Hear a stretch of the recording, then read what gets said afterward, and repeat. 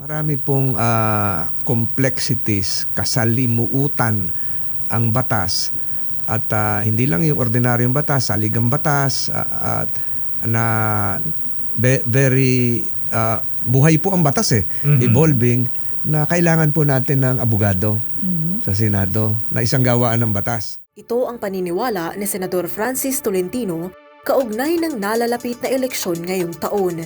Sa Bakit Ikaw ng DZRH, tinalakay ni Tolentino ang ilang isyu na lubos na nakakaapekto sa bansa.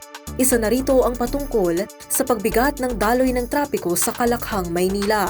Aniya, crucial ang desisyon na tanggalin ang EDSA busway sapagkat hindi naman umano lahat kasya sa MRT at kung minsay tumitirik pa ang mga tren nito.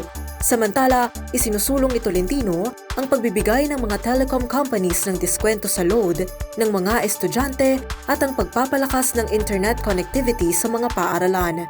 Una rito ay nagsilbi si Tolentino bilang mayor ng Tagaytay at dating itinalaga rin bilang chairman ng MMDA.